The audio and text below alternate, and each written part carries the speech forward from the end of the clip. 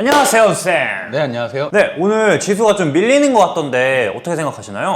사실 이게 가장 정상적인 밀림입니다. 오히려 저는 오늘 밀렸기 때문에 굉장히 기분이 좋고요. 오히려 이렇게 급등하는 것 자체가 비정상적인 거고, 당연히 지금 1.9%에서 시작을 해서 0.2%까지 거의 2% 정도 밀리는 건데, 정상적인 장에서는 지수 2%가 밀렸다면 굉장히 큰 악재라고도 볼 수가 있겠지만, 지금과 같은 비정상적인 과열장에서는 이런 조정이 필수적이다. 그래서 오히려 저는 10% 정도는 조정을 받고 가는 게 훨씬 더 낫다는 말씀도 드렸었잖아요. 오늘은 겨우 2%밖에 밀리지 않았기 때문에 이 정도 가지고는 겁먹으면 주식을 할 수가 없습니다. 그렇기 때문에 이런 정상적인 상승과 조정이 번갈아 가면서 반복되는 패턴을 가장 베이직한 패턴이라고 보셔야지, 우리가 상승에 취해 있으면 안 된다라는 말씀을 꼭 드리고 싶고요. 최근 이틀간의 상승, 5월 4일에 지수 5%대 급등, 그리고 5월 6일에 지수 6%대 급등은 2거래일 만에 무려 지수가 12%나 상승한 것이잖아요. 그런 일은 사실 역사상 찾아보기가 어려울 정도로 굉장히 드문 일이고, 그 가장 큰 원인은 외국인 통합계좌 때문이죠. 그래서 외국인이 현재까지는 우리나라에 직접 투자를 할 수가 없었는데, 작년에 이 제도가 개선이 됐거든요. 근데 왜 이제서야 외국인 매수세가 들어오기 시작을 했냐? 당연히 삼성전자, SK 하이닉스의 실적이 어닝 서프라이즈가 나오고 매력을 느끼게 돼서 이제서야 좀 들어오게 됐다라고 해석하시면 될 것 같아요. 그게 본격적으로 들어오게 된 게 지난주 금요일이고, 그리고 어제에도 2차 매수 정도가 들어왔다 정도 판단하시면 될 것 같습니다. 투자자 수급 동향을 봐도 지금 4일에 2조 9천억대, 6일에 3조 1천억대가 들어왔고, 오늘은 5조 4천억대. 그러니까 일정 부분 또 차익 매물로 매물을 거둬들였다는 거거든요. 그러니까 외국인 매수세는 앞으로도 정말 등락을 좌우할 거예요. 과거보다 훨씬 더 많은 매수세가 들어오고, 반대로 훨씬 더 큰 매도세가 있는, 변동성이 커질 수 있는 장이기 때문에, 그런 것들도 어떻게 보면 우리가 지금 현재 코스피 7000 시대에 살고 있는 상황에선 좀 더 익숙해져야 된다고 생각을 하고 있습니다. 그리고 시총 1위부터 10위까지의 차트를 살펴봐도 삼성전자, SK 하이닉스는 오늘 같은 날에도 크게 하락하지 않고 강보합으로 버티고 있다는 얘기죠. 지금 이틀간의 지수 12% 상승은 결국에는 삼성전자와 SK 하이닉스 이 두 종목이 끌어올린 거나 마찬가지 장세기 때문에, 이 두 종목이 실적이 찍혀서 사실 오른 거잖아요. 그렇기 때문에 나머지 업종들은 이 이틀 사이에 같이 순환매로 올랐다면 당연히 뱉어내는 게 맞습니다. 일정 부분은. 왜냐하면 오를 이유가 없는데 오른 것일 뿐일 테니까. 단 하나 아쉬운 것은 어제에도 미국 증시는 굉장히 좋았다는 거예요. 하지만 우리나라 증시가 미국 증시보다 그래도 훨씬 더 많이 올랐습니다. 그렇게 생각하시면 될 것 같고, 엔비디아 같은 경우도 오랜만에 5%대 상승하면서 전고점 돌파에 대한 기대감을 가지고 있고, 최근에 실적이 잘 나온 구글이라든지, 구글은 한 2.6% 상승, 테슬라도 2% 상승, M7이 모두 다 고르게 오르고 있다. 그만큼 미국 시장은 안정적이다라고 판단하시면 될 것 같고, 우리나라 시장은 과도하게 올랐기 때문에 이 정도 1, 2%의 조정은 당연한 수순이어서 오히려 이런 것들을 매수의 기회로 삼으시면 될 것 같습니다. 네, 그래도 여전한 급등주 장이잖아요. 이런 시장에서 아주 유용한 강의를 오늘 해주신다고 하시는데 맞을까요? 네, 맞습니다. 앞서 초급반 매수 기초 강의를 했었잖아요. 그거는 정상적인 장, 우리가 20년, 30년 동안 겪었었던 박스권 장에서 충분히 써먹을 수 있는 좋은 매수법이라고 저는 생각을 하고, 그리고 앞으로 올해 안에 다가올 큰 조정장에서도 분명히 써먹을 수 있는 좋은 기회라고 생각하고 있습니다. 다만 현재 같이 비정상적인 급등 장세에서는 이미 상한가를 가거나 이미 2배, 3배 오른 종목들도 많기 때문에, 그럼 과연 그런 종목들은 이동평균선의 이격이 굉장히 벌어진 상태인데, 과연 어떻게 내가 이 종목을 매수를 해야 되나, 매수 기준점을 어디에서 잡아야 되나를 위해서 총 3개의 패턴을 제가 소개한다고 했었고, 첫 번째 패턴은 기준 양봉 위에서 잡아야 된다는 말씀을 드렸었죠. 기준 양봉, 여기 개념을 써놓은 것처럼 거래량이 급증한 것, 소형주는 최소 1천억 원 이상의 거래대금, 그리고 중형주는 1조 이상의 거래대금, 반면 초대형주인 삼성전자, SK 하이닉스 같은 경우는 뭐 10조 이상 거래되는 경우도 허다하겠죠. 그렇기 때문에 그러한 시총 규모, 소형주, 중형주, 대형주에 따른 거래대금의 규모를 보시면 될 것 같고, 우리 같은 경우는 소형주를 거의 투자하지 않기 때문에 실적주, 중대형주 이상을 투자하고 있는데, 그렇다면 최소한 1조 이상의 거래 정도는 터져야 유의미한 거래량이다라고 볼 수 있을 것 같습니다. 특히나 최근에 거래량이 많이 급증한 상태인 것보다 기준 양봉이 되려면, 평소에는 거래량이 없었는데 갑자기 평상시보다 거래가 몇십 배, 몇백 배로 터지면서 1조 이상의 거래량이 터지는 것을 첫 번째 기준 양봉의 조건이라고 할 수 있고요. 두 번째는 여기 쓰여진 대로 최소 20% 또는 상한가, 아무래도 상한가 종목을 기준 양봉으로 보는 경우가 많겠죠. 그렇기 때문에 그 정도는 나와줘야 기준 양봉의 조건에 부합한다라고 할 수 있을 것 같습니다. 그래서 제가 사례로 레인보우 로보틱스와 고영의 사례를 보여드렸었는데, 레인보우 로보틱스 같은 경우는 상이라고 쓰여있는 게 딱 하나밖에 보이지 않죠. 보시면은 이날입니다. 2025년 1월 2일 이후로 이 기준 양봉을 이탈하지 않고 굉장히 강한 모습을 보이고 있고, 그 이후에도 박스권을 만들면서 기준 양봉 여러 개를 만들었다는 말씀도 드렸는데요. 그 같은 패턴에서 고영의 사례로 지난 시간에 설명을 드렸었는데, 이러한 여러 번의 박스권을 거래량이 터지면서 돌파하는 그런 기준 양봉의 각각의 기준 양봉들을 각 박스권마다 만들었었다라고 해석하시면 될 것 같습니다. 그래서 오늘은 오늘은 그렇게 제가 설명을 드려도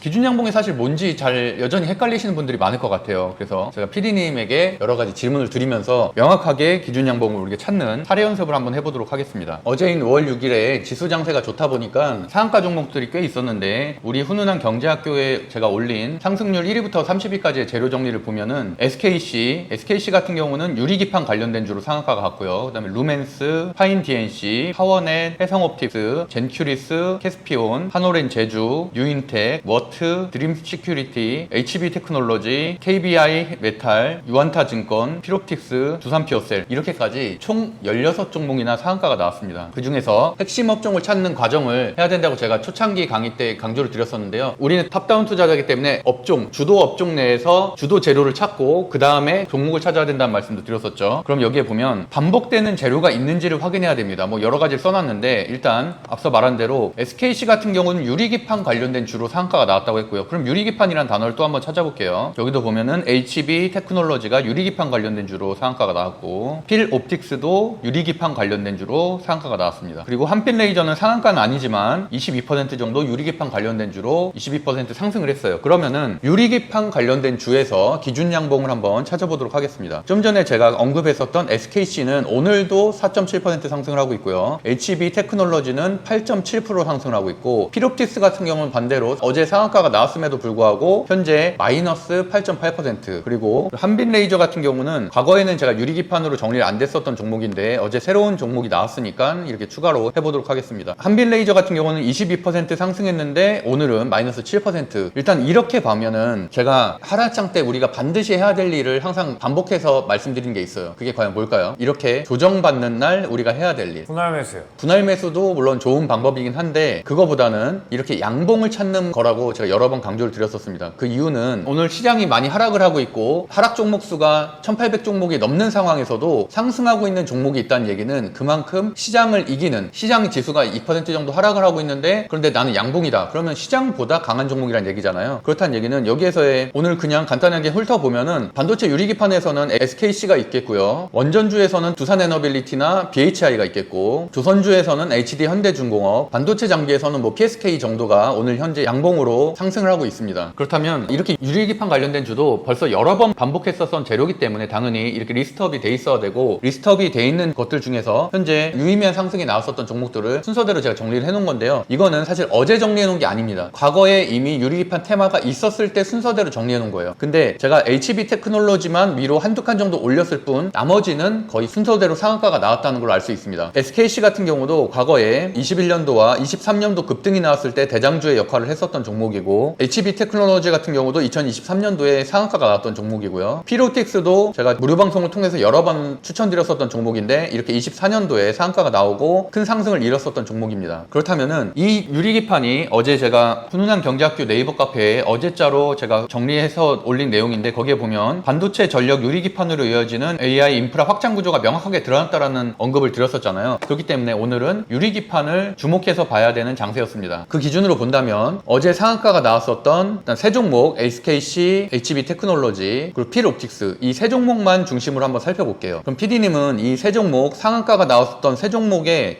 기준 양봉을 찾으실 수 있겠나요?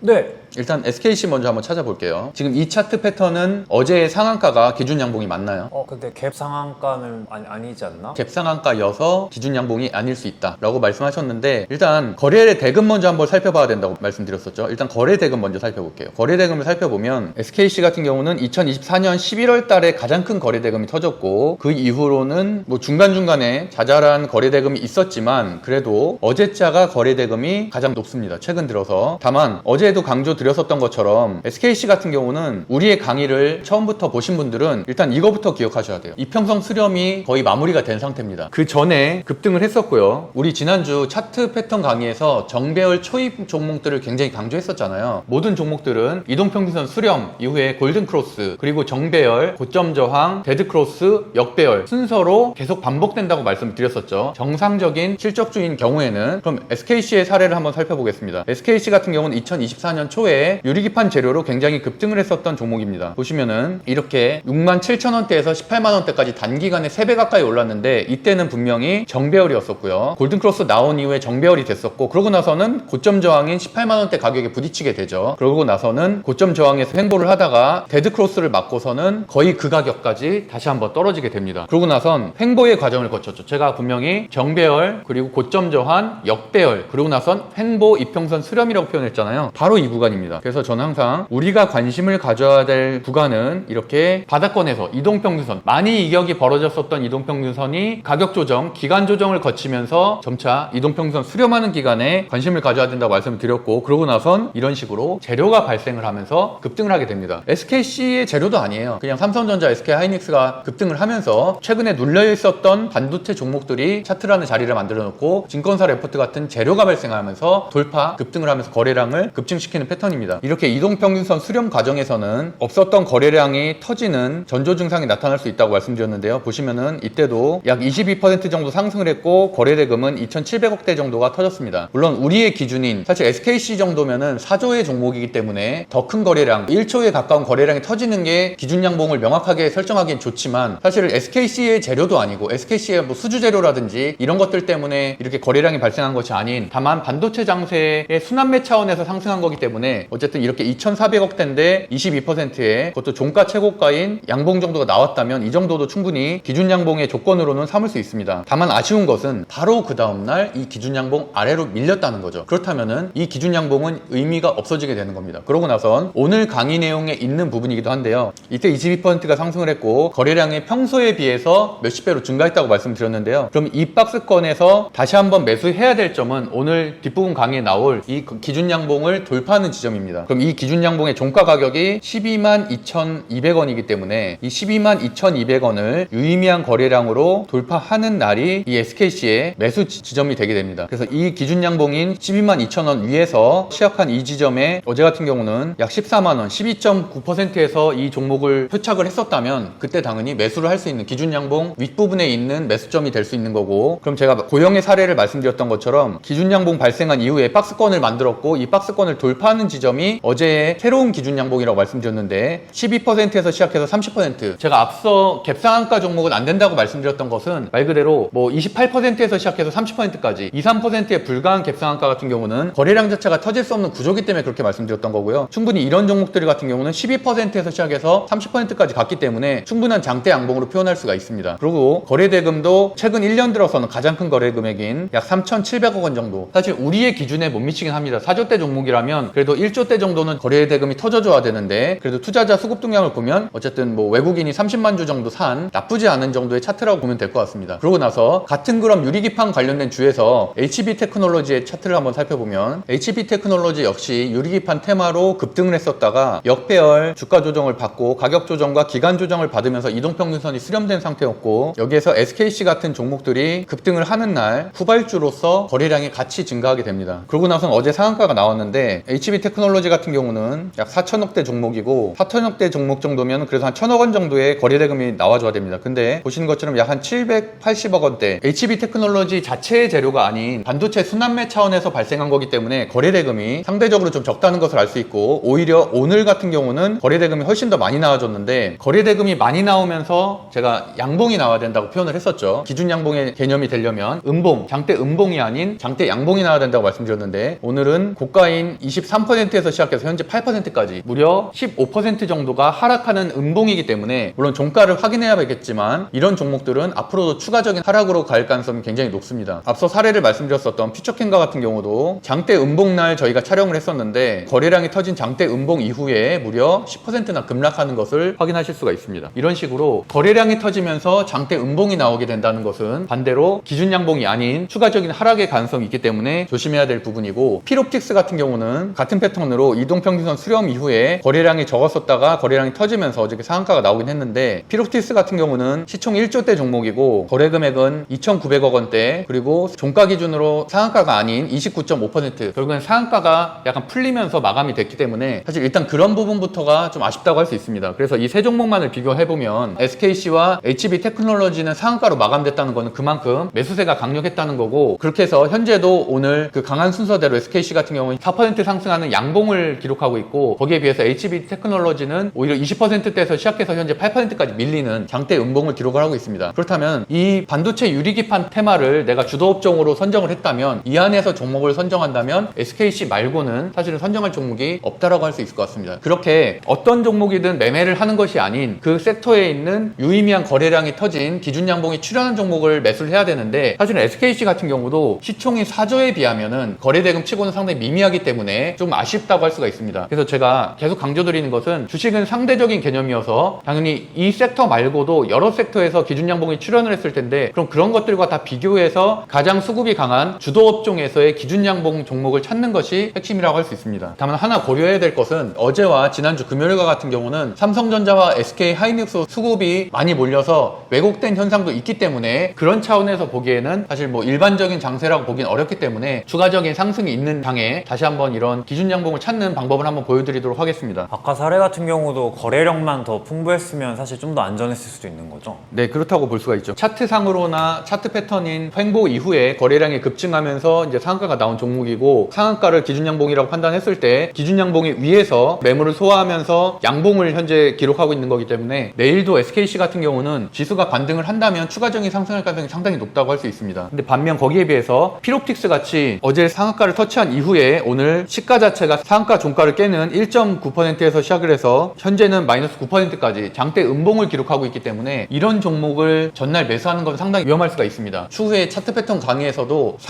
상한가가 여러 종목이 같은 업종에서 나왔을 때 어떤 종목이 대장주고 어떤 종목만을 사야 되는지를 자세하게 설명드릴 텐데 여기에서 좀 미달되는 종목이라고 할 수 있습니다. 왜냐면 피롭틱스 같은 경우는 어제 종가가 끝난 이후에 넥스장에서 상한가를 터치했었고 두산피어셀 같은 경우도 어제 저희가 주식 아티스트에서 촬영을 했을 때는 25%대 상승 중이었는데 그 이후에 상한가를 기록한 거거든요. 저희가 주식 아티스트 촬영할 때쯤이 이때쯤이었는데 그때는 25%대였고 그 이후에 상한가를 기록하긴 했지만 넥스레이트 장에서 상한가가 됐다가 풀렸다가 상한가가 됐다 풀렸다 하면서 수급에서 밀리는 모습을 보여줬습니다. 그러다 보니까 오늘 기준양봉 종가인 78,300원 이하인 시가에서 시작을 해서 어떻게 보면 처음에 시작할 때 자체가 기준양봉 이하에서 시작했기 때문에 당연히 매수할 이유가 없었던 것이고 이 기준양봉을 다시 말씀드린 대로 유의미한 거래량으로 돌파할 때가 매수 타임이라고 보면 됩니다. 두산피어셀은 여러 가지 이유가 있겠지만 아무래도 상단에 보시는 것처럼 이제 투자 위험 예고가 떴기 때문에 그런 경향이 보이는 것으로 보고 다만 연봉상이라든지 지금 현재 전력전선에 대한 이슈에서 재생에너지로 넘어가는 과정 그리고 미국 증시에 있는 수소 관련된 주들이 모두 다 급등하고 있는 패턴들을 보면 이 두산피어셀은 오늘 설명할 기준양봉 재돌파 종목으로 충분히 노려볼 수 있는 종목이라고 할 수 있습니다. 그래서 정리해보면 초급반 매수 패턴 3가지 패턴으로는 첫 번째 정배열 초입에 매수하는 것 다만 정배열 초입에 매수하는 것들은 일반적인 장세에서 쓸 수 있는 것들이고 현재처럼 과열 장세에서는 정배열 초입 종목들을 잡기가 어렵기 때문에 일반적인 장세 기준으로 생각하시면 될 것 같고 두 번째 패턴은 지난 시간에 설명했었던 급등주의 기준양봉